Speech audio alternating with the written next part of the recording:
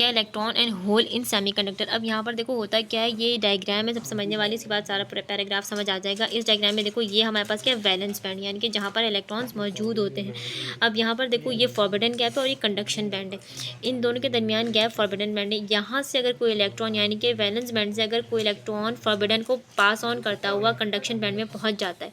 तो हमारे पास क्या होता है फिर, इलेक्ट्रॉन या फिर इलेक्ट्रिसिटी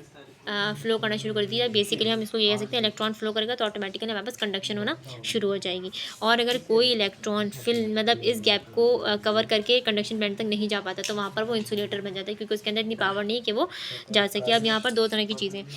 अगर हम टेम्परेचर को इंक्रीज़ करते हैं, टेम्परेचर इंक्रीज़ करेंगे तो ऑटोमेटिकली यहाँ से एक इलेक्ट्रॉन निकल के वहाँ चला जाएगा, क्योंकि वो अपने एक्साइटेड स्टेट में होगा और वो अपनी फॉर्म को चेंज करेगा, फॉरबिडन को क्रॉस करता हुआ कंडक्शन बैंड में चला जाएगा। लेकिन अगर हमारे पास टेम्परेचर कम होगा तो फिर इसके अंदर कोई भी मूवमेंट नहीं होगी, जैसे कि यहाँ पे लिखा हुआ है हमारे पास,